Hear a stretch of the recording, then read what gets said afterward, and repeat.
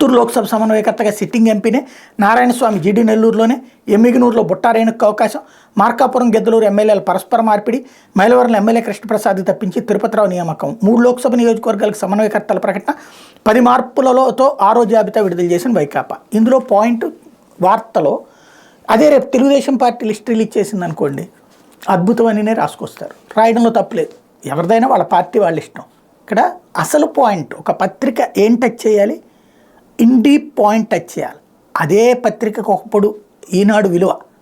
INDI point ఏంటి అంటే ఇందులో సామాజిక సమీకరణాలు, సరిగ్గా చెప్పాలంటే సోషల్ ఇంజనీరింగ్ అనేది దాంతో తీసుకెళ్తున్నాడు. ఎప్పుడూ రాజులు తప్ప ఇంకొకళ్ళు పోటీ చేయడానికి ప్రధాన స్థాయిలో పోటీ పడనటువంటి నరసాపురం ఫస్ట్ టైం శెట్టి బలిజలకి ఇచ్చారు. అట్లాగే కమ్మ సామాజిక వర్గానికి బలమైనటువంటి సీట్లుగా చెప్పుకునేటువంటి రాజమండ్రి శెట్టి బలిజకి ఇచ్చారు.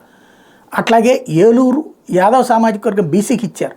నరసరావుపేట యాదవ్ సామాజిక వర్గం బీసీకి ఇచ్చారు. గుంటూరు కాపుకి ఇచ్చారు.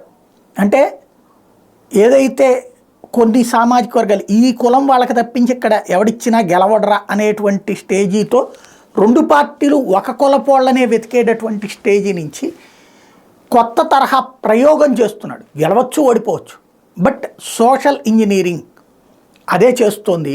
అది టచ్ చేయడానికి ఇష్టం చూపెట్టలేదు, ఎందుకంటే పాజిటివ్గా రాయాల్సి వస్తుందని అనుకుంటా. అది పాజిటివ్గా జనం ఏమన్నా ఫీల్ అవుతారేమో అని అనుకుంటా.